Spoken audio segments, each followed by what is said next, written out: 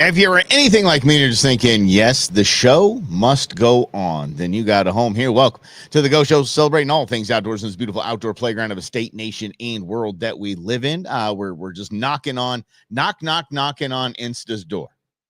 Yeah, that's we're trying to come up on Instagram, coming up on the gram. Come on, y'all, let's do it.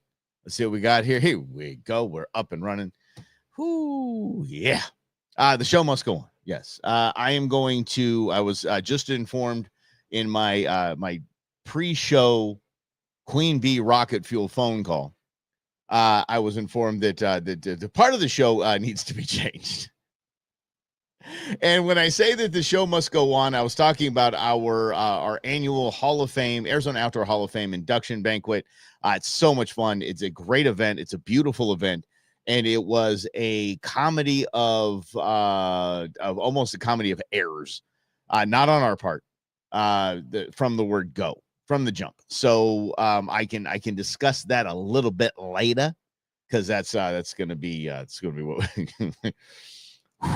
what we are going to be talking about, because I'd like to inform you how, when you go to a banquet or something like that, you're like, oh yeah, this is a really nice event. Oh, this is really nice. These things are more difficult to plan than a wedding. Like infinitely more difficult to plan and pull off than a wedding. Not kidding. I mean, I'm not talking about like a Jeff Bezos wedding or something like that, but I'm talking about a normal wedding, like, the one you and I actually get invitations to. It's big. What's up, Chris? How you doing, bud? And so yeah, so it was interesting. It was a venue we had been before. It had been a place I had been before, and Queen Bee had been before. It's a really, really cool spot. But just left a little bit of a little bad taste in my mouth. We'll get to that in another day. But I do want to, because it really is exciting to me what we get to do. What we get to do every year is induct people into the Arizona Outdoor Hall of Fame. How cool is that? I mean, that's something you kind of carry around with you. You watch any of the baseball games, you watch any of the football games, they'll say, and I'm here with Hall of Famer Troy Aikman. Like, you're in a Hall of Fame. That's pretty cool. It's not the Hall of Fame. It's the Arizona Outdoor Hall of Fame, but it's a Hall of Fame, is a solid one as well. I mean, we had like 320 people at this event. It's pretty solid. That's pretty solid. And most of the people there were just wheels off, sold out for conservation. And it was just a really, really cool gathering of people. It's like I usually say on that other program that I host from time to time. What up, Eddie? That I host from time to time is that I firmly believe that this is not the greatest run nation in the world. We are the greatest nation of people in the world. That's my firm belief. And in every way, that is my firm belief, that we the people is the greatest nation there is. And that's what I think about, that you can have an event that has a lot of speed bumps, but you are gathered and surrounded by conservationists, good people that want to do good for the state of Arizona. They want to do good for the desert. They want to do good for the environment. They want to do good for the habitat. They want to do good for the 820 species. Excuse me. They want to do good. So that's just that in and of itself is fantastic. Now I'm gonna show you a couple of vignettes today, tomorrow, the next day. Just kind of I'll run through. I'll give you one vignette. That's what I thought it was, but apparently it's pronounced vignette. I don't speak French, but vignette is what it is, and this is what we play. So here's how it goes down. We have we play the vignette, and then the inductee gets up to the stage and does his little speechifying, does a little acceptance speech. And then the next, and he goes away, everybody claps and yay. And then the next vignette plays, and it just kind of rolls like that. It's kind of lather, rinse, and repeat. And so the first one of the best vignettes we had was because I'm such a huge fan of this guy. I've known Ty Gray for a long time. Known Ty Gray for over a decade. Just love the man. His wife Jen is just, I mean, what an awesome woman. They're just good people. And Ty Gray was the director of your Arizona Game and Fish Department. And it was funny when I met the guy, and I'm going to play this here in a second. But when I met him, it was funny because we were at a small Game and Fish Small Business Summit. And they just have us all sitting around kind of a horseshoe style, and everybody gets the speakers get up and they speechify, and we ask questions and things like that, and we share ideas. It's a really good concept, really good meeting they do twice a year. And so Ty got done. He'd just become the director. He'd finished, and then he came around the outside, and I was kind of blocking his way. There was this curtain behind me and my chair, and I'm like, "Oh, I'm sorry, Mr. Director. I'm in your way," because he was standing. He stopped right by me. And he goes, "No, man, I just wanted to meet you." I'm like, "Shut up. Are you serious? What are you talking about?" He's like, "Yeah, my wife makes me listen to your podcast every week." I'm like, "I don't know how to take that, but I'm going to take it. Thanks, Jen. Appreciate you. Definitely appreciate you." But this is who he is. I just wanted to, and this is the kind of stuff that we have at the banquet. So I just want to, I'm going to go ahead and play it up for you here. And here we go.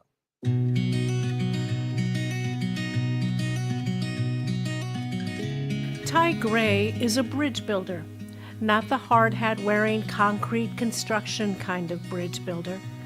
The only hat Ty ever wore was his familiar tan long-billed baseball cap. He was appointed director of the Arizona Game and Fish Department back in 2017.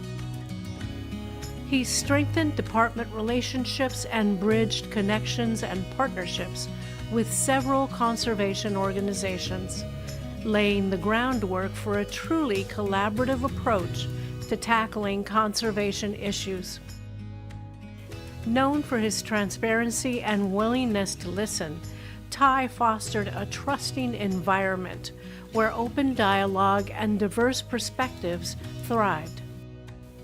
In addition to his work within the department, Ty also served on the Western Association of Fish and Wildlife Agencies executive leadership team, which provides unified direction for 18 Western states and 5 Canadian provinces. His contributions to WAFWA were recognized in 2025 when he was honored as an honorary lifetime member during their summer meeting. Ty is now retired and probably doing a lot of fishing, but his ability to navigate complex issues and communicate clearly has been instrumental in guiding the Arizona Game and Fish Department's mission. He upheld its commitment to conserving Arizona's wildlife and outdoor heritage for future generations. For this and so much more, we proudly induct Ty Gray into the Arizona Outdoor Hall of Fame. There you go. How about that? How cool is that, right? I mean, that's Ty. This is my man.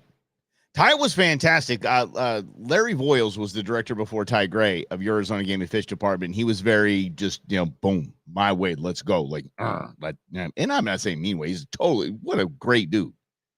And then Ty came along, and Ty's like, high five. All right, everybody gather around. Let's get this cool little like vibe culture. I'm wearing flip-flops and a sport coat, like that kind of vibe, right? And now Tom Finley came in, and Tom Finley is a perfect blend of the two. So I think it's great things ahead for your Arizona Game and Fish Department. But that's what we do in the induction ceremony. And Ty, by the way, you had two.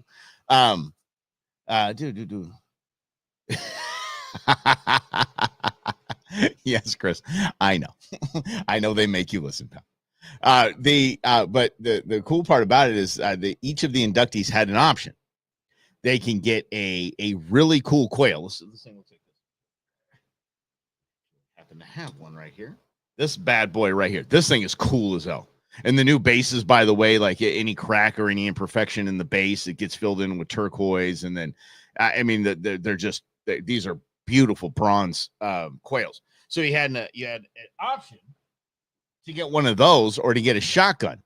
An over-under shotgun engraved with the name in Hall of Fame inductee 2025. Engraved. An engraved shotgun. Custom shotgun. Ty was the only person that picked the quail. The only inductee out of 8 to pick the quail. And I gave him so much crap. I gave him so much crap about it. He's like, dude, I talked to Jen. Jen was like, you have enough firearms. And I'm like, I don't even know the language you're speaking right now. What do you mean you have enough? What does enough firearms mean? Enough firearms? Listen. When I run out of room in my house, I have enough firearms. Is that a deal? When I can't fit all of them in my garage, I'll say, okay, I have enough. Yeah. Ty Gray, good dude. Always asking me to go fishing. He was an absolute fishing maniac. He now lives in South Cackalack. I believe South Cackalack, one of the Cackalacks, North or South Carolina. I don't know. So he has, oh my gosh, we've lost the grain. Anyway, so he now fishes. So he lives on the beach and they fish. Right when I got to him, he's like, okay, check this out. And if you guys like Huss beer, you guys should like Huss beer. Huss Brewery, the Huss family, Leah and Jeff Huss, they were there. They were his neighbors, and they're like besties. And the funny thing is that Ty is so humble that he didn't even tell Jeff or Leah that he's being inducted in the Hall of Fame, that they were going to come back from the Carolinas. They were going to be at this event, and Ty was getting inducted in the Arizona Outdoor Hall of Fame. He didn't even tell him.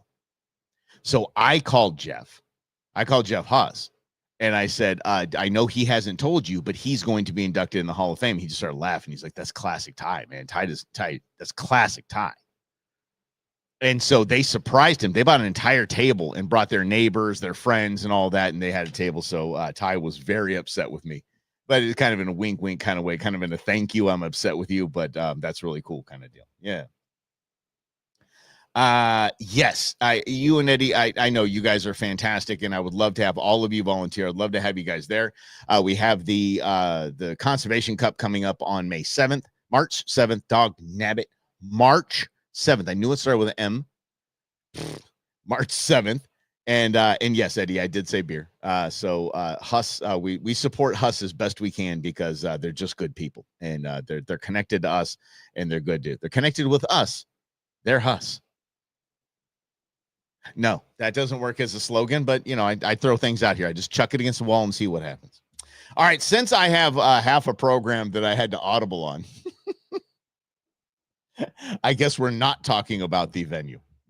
Okay. All right. We will talk about the venue. Yes.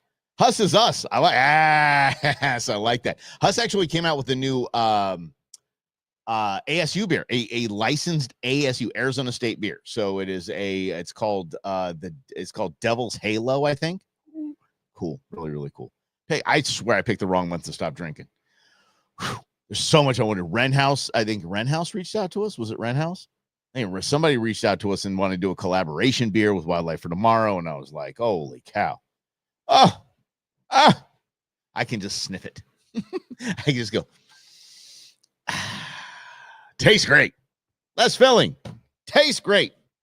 But anyway, so I do want to discuss a major thing coming up. And it snuck up on me this year. I don't know. It's just snuck up on me. Y'all know what Monday is, right? Dove season! That's right. Dove season is here, y'all. Dove season's right around the corner, and it is time, y'all. Now, again, the first season is hotter than Satan's booty, and it's tough. So if you're not a dove hunter, but you want to try it or you want to experience it, this and that, again, I'm encouraging all my peeps, wait until the November hunt, because there's a season in September. Always start September 1st. There's a season in November. I will be hanging out with y'all. I will hold an open invite if y'all want to come. I hunt mostly in the West Valley. Occasionally, I host. I hunt off of Power Road in the East Valley, but that's about it. So, Grizz, I know you're an East Sider. Maybe maybe we'll just make a trip out there with Tequila Jim. How about that? Anyway, but this for the crew, I'm telling you, this is it. Remember last year, guys? I know you remember last year. Opening day, it was like Fallujah out there. It was the worst of the worst. I was shot. Buddy of mine was shot. Well, peppered is what we call it. And I mean, whatever. We were bleeding either way. It was a war zone. It was awful. We were in general population for the first time that we've ever been in Gen Pop. And I will not do it again. So going back to this event, one of our board members, Travis used to work for the NRA, now works for Hillsdale. And he said, well, what are we doing? What are we doing on the first? What are we doing for the opener? He goes, I don't want to go back to where we were last year. I'm like, hell no, we're not going back to where we were last year. It was scary. Dude, I was not having fun.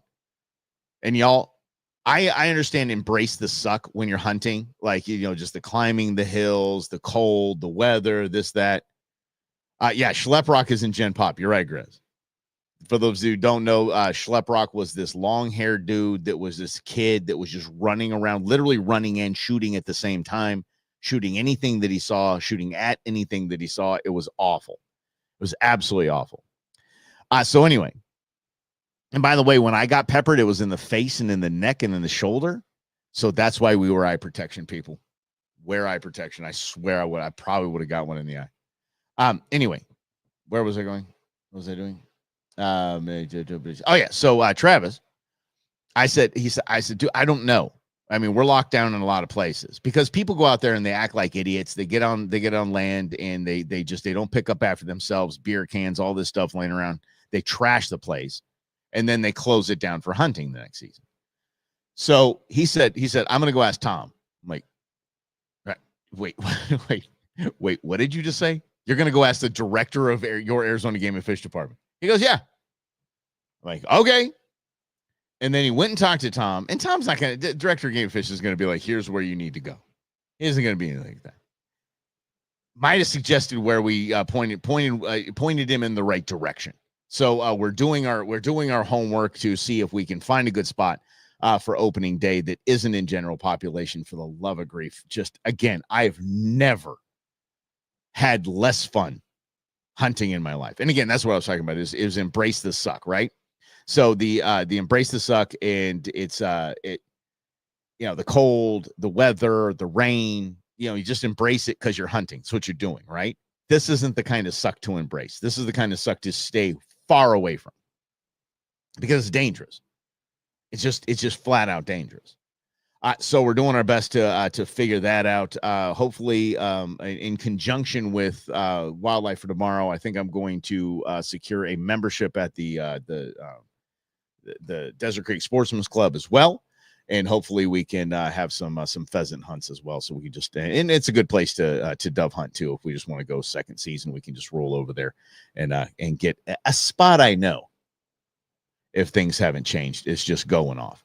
And it's funny because you see a lot of when you're duck hunting, you see the duck hunting is the duck and goose hunting, I would say, are big decoy hunting things. Like you get into a blind, you stay very still, and you put your decoys out there and you let your decoys do the work. Because what the decoys do essentially is the ducks, geese, whatever it is, will fly over and they will see what they see is, oh, there's some ducks down there. That's a safe place to be, is what it is. I know it sounds barbaric, but we're hunting, by God, and they're better than us at it. So so that's what it is. Dove hunting never has been a big decoy thing. At least that I've come up since I was young. That was the first hunting I did with my grandfather. No decoys, anything like that, nothing. So a few years ago, I decided, you know what? I'm just going to give it a try. I'm going to give it a try. I want to put some decoys out. So I have some standard decoys. They've got little clips on them, like where their feet are. They got clips on them, so you can clip them to a tree, a bush or something like that. Kind of look like, okay, everybody's just kind of chilling over here. Everybody's hanging out. And then I got the Mojos. And what a Mojo is a battery operated. So it's on a stand. It's on a spike. And then on the top of it, the bird sits, the decoy sits. And then you put the wings in, and the wings spin. So it looks like that bird's coming in for a landing or taking off, one of the two. It has movement. And I thought, this is kind of a Hail Mary, because the second half of the season, it's pretty light. I mean, it's not really, the flight isn't that much, because these are migratory birds. They're scooting out. And so, and by the way, that's what that big haboob was last night. Haboob. That's what that big haboob was last night. It pretty much blew all the white wings out of town. White wings just skedaddle. Happens every year. There's always a major storm right before opening day, every single year. And it gets a lot of the white wings scooting down south. So anyway, so the flight might not be as good the second half, and that's why I bought the decoys. They work.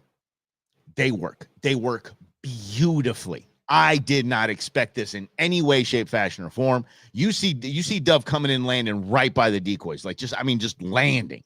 And we don't shoot them on the ground. It's not illegal, but it's what is considered unethical. So we don't do that. We don't shoot them on a tree. We don't shoot them on a power line. We don't do any of that stuff.